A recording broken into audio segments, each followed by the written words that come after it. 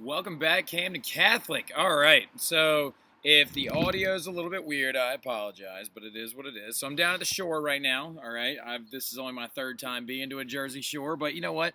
Happens to the best of us.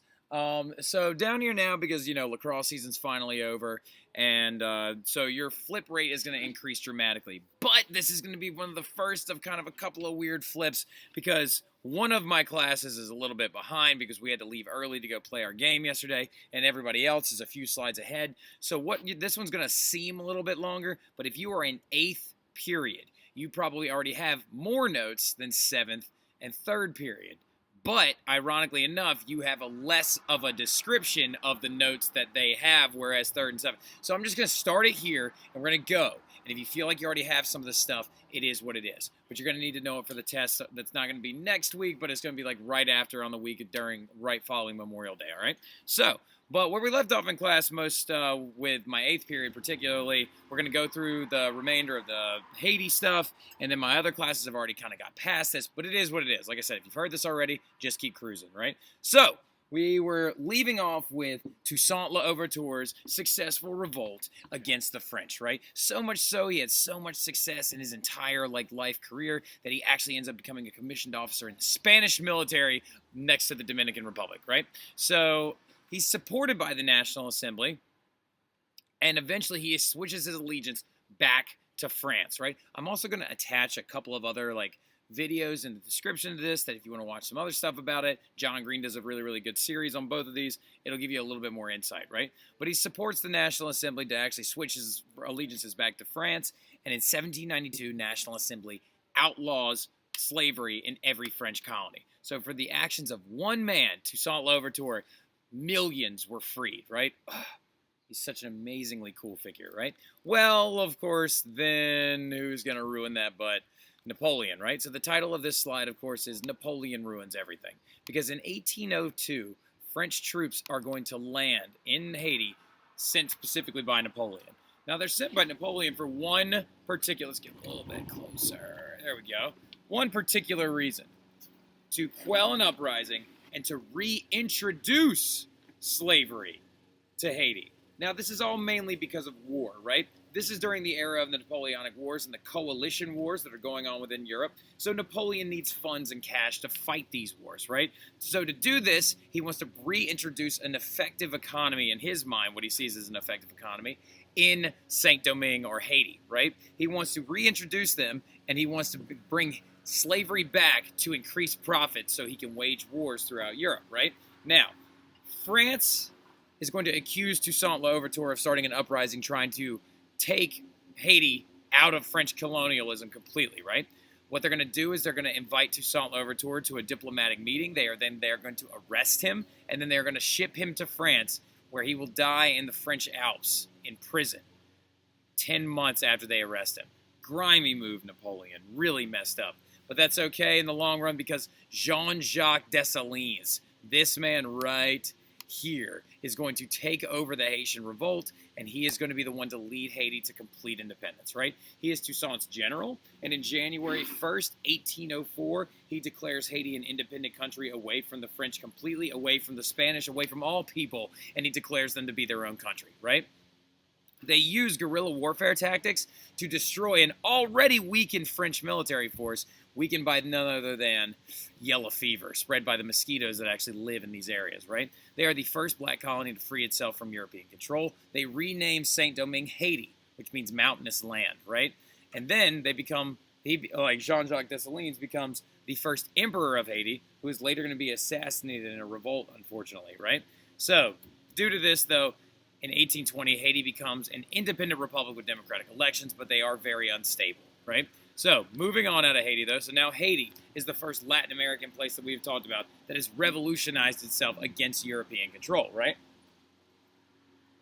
But then moving into it, we've got our Spanish colonies, okay? So, the Spanish colonies are going to see a dramatic change because theirs is an issue of class, okay? So go ahead and draw this in your notes. What I'd like you to do is just go ahead and pause. Hit pause real quick and draw this up and write it in, all right? Why am I slowing down if you're on pause, right? So let's get after it. So these people at the top, right? This is a social class triangle. We've seen a bunch of these already. We've come into contact with one that is post-industrial Europe that has the introduction of the middle class. We've come into one in feudal Europe, right, with the Middle Ages. We came into the one with Haiti, but the one in Haiti was odd because it was a square, right? This one perfectly mocks up the Spanish colonies and what's going on within them, okay?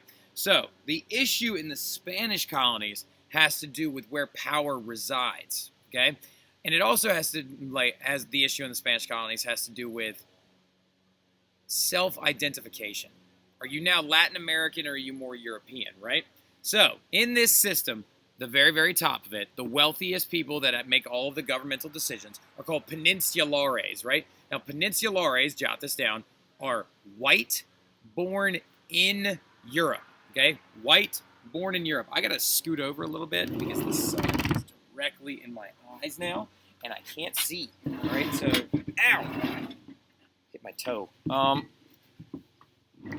There we go. That's a little bit better. Now I'm not squinting so hard. Now, anyway, white, born in Europe, okay? So, with this entire system, though, these white, born in Europe, many of them actually still living in Europe, the peninsulares make all of the decisions for everyone beneath them, right?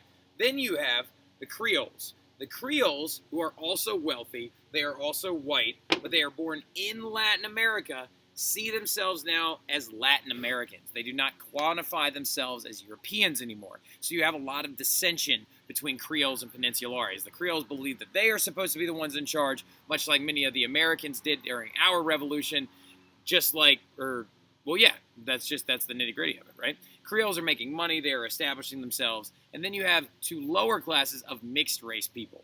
Mulattoes, which is actually, again, an offensive word that we don't use anymore, but it is a historical term, is African descent and white mixed together, and mestizo is native descent and white mixed together. So you also have cultural blending, which is a very, very unique facet of the Latin American independence movements, because you then have slaves and natives at the bottom, but the issue is as these things begin to progress and as these cultures begin to mix, the hardest thing that causes instability is Creoles and Peninsulares begin to look at themselves as the top tier. However, mestizos and mulattoes is too much of an easy classification, because what happens when a mestizo and a mulatto have a child? What is that person now?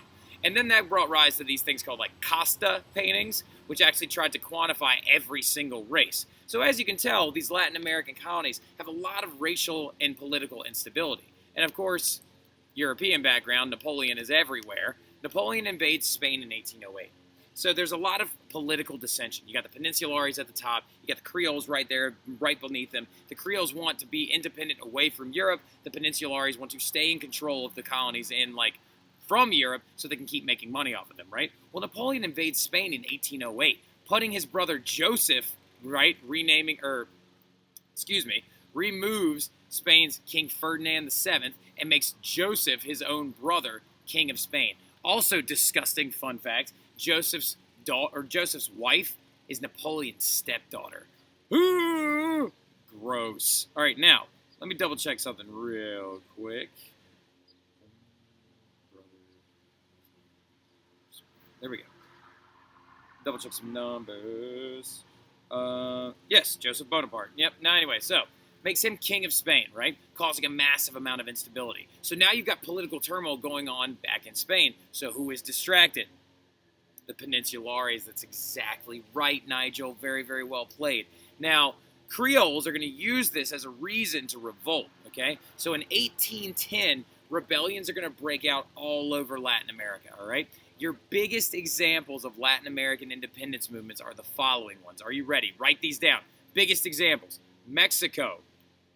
The Pan-South American Movement, which is the one we're going to talk about, Pan-South American Movement. That's the most important one. Put a star next to that one. And then Brazil, okay? Those three are very important. We are only going to talk about one of them, though, okay? The Mexican movement for independence lasts over 100 years, from 1810 to 1917. I can teach a whole course on that. You've got Porfirio Diaz coming in there. You've got Benito Juarez coming in there. You got the French trying to control them in a thing called the Pastry War. So, it's all kinds of crazy stuff that we just don't have the time for it, right? Then you've got Brazil, which has to do with the fact that the Brazilians were being actually led by the Portuguese, and when Napoleon invades Portugal, and Spain in his peninsular campaign. The ruling family goes to Brazil, and then they just kind of end up falling in love with it. And the prince is like, my name's Pedro, and I want to live here longer. And they become a country of their own.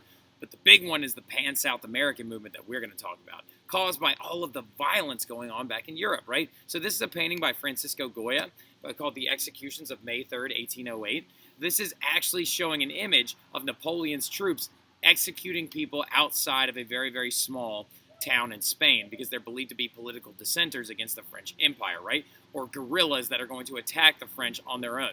So due to all of this chaos going back in Spain, a huge amount of Spanish troops begin to withdraw from these Latin American countries. So the Napoleonic Wars in Spain led to large withdrawal of Spanish forces, okay, from the colonies. Only 10,000 soldiers really remained in Latin America by 1820, right? Led by the Peninsulares. So this is the perfect time to strike. And the guy that saw it as the perfect time to strike in his Pan-South American movement is the guy we're going to talk about, Simón Bolivar. This man is so important that he has a nickname known as the Liberator, or El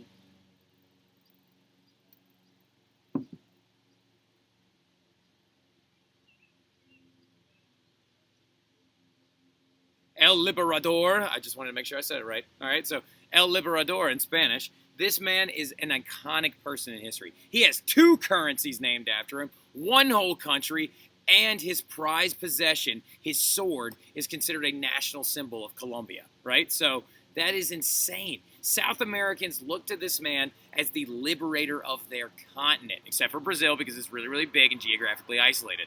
The only reason that Brazil wasn't included in his liberation movements is because they could speak Portuguese, and also the Amazon kind of prevents them from going over there, right? But Simón Bolivar is a Creole, wealthy Venezuelan Creole who sees all this instability because they have these caballeros who are actually these cowboys that live in Venezuela that support the old king, and then you have the Creoles that support independence, but he's going to be the guy that merges them together, right? So what he's going to do is he's going to organize militia forces, and he's going to have Venezuela declare its independence in 1811. Now, up front, his army isn't that successful. His armies run into a lot of geographical barriers, a lot of issues, and they're a little bit unsuccessful at first. But in 1819, he marches over the Andes Mountains, right, which are in northern South America, around Colombia and Peru. And in today's Colombia, he defeats a giant Spanish army, right? And then in 1821, Venezuela formally declares its independence. And then he goes from Colombia, and then he marches towards Peru, right, to try and liberate their country as well. And then through Ecuador, he liberates Ecuador. And he marches all to these different places to try and liberate all of South America, to create an identity of South Americanness, right? He's like, we should not be considered Venezuelans or Ecuadorians or Bolivians or anything else. We should just be ideally South American. So this message carries very, very quickly and leads to a massive movement trying to banish the Spanish. Ooh, banish the Spanish. I'm going to ask that in a warm-up question on Monday. What did Mr. Terry say about kicking out the people from Spain? We must banish the Spanish. All right, so Simón Bolivar believes they now need to banish the Spanish out of South America, and he marches into Ecuador. All the while this was happening, he did have some help. There was a man down in Argentina who goes by the name of José de San Martin. All right, so now, José de San Martin is a simple, modest Argentinian man. Don't talk about Argentina in front of Brazilians, but he spends a huge amount of time in Spain as a military officer. He is also a Creole himself. Also, he has a very sweet set of sideburns, also known as mutton chops. So he believes in the conquest of South America much. Sorry for that little break. We had a little bit of a technical difficulty, right? But we just finished up talking about José de San Martin, and he's going to actually start leading a southern movement of South American, pan-South American liberation movements, right? Remember, the entire goal of all this stuff is trying to banish the Spanish out of South America, right? Rid South America of Spanish influence because Creoles believe it is their time to shine and their time to lead, and the Peninsulares need to stay over there in Europe, right? Now, Argentina, under San Martin, is going to declare its independence in 1860, all right? Just like San Martin did, we're talking about San Martin. Just like Simón Bolivar, El Libertador, did with his movements in Venezuela at an earlier date, right? Now, continuing to roll forward, though, San Martin is going to lead an army across the Andes as well to Chile and be joined up by Bernardo O'Higgins, one of the most unfortunate names in all of history, but it's because his father was Irish and his mother was native, all right, native South American. Now, they're going to free Chile, okay, and then they're going to keep marching northward on a mission to meet Bolivar around Ecuador around Ecuador and Peru. And in massive sets of battles, Bolivar and San Martin are going to decide how to rid the remaining Spanish forces throughout the rest of their campaign movement. Now, give me 1 second while I look up something. San Martin. Jose. Yes. Okay, cool. So, Jose de San Martin, though, is unfortunately in all of these movements later on going to die in battle in 1850. So he never got to see his chance to actually rule over some of the countries that he helped liberate, right? Now, Bolivar, even having multiple currencies named after him and things like that, is going to be victorious in ridding most of Latin America of Spanish forces.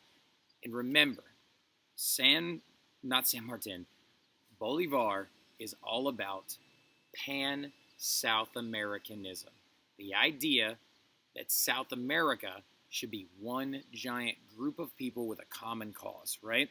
So he establishes a country that he believes reflects that, and he calls it Gran Colombia, and it's made up of these countries right up here, right? Even though Bolivar successfully liberated this entire area to the north, right, and San Martin liberated this entire area to the south, Bolivar tries to establish this, Gran Colombia.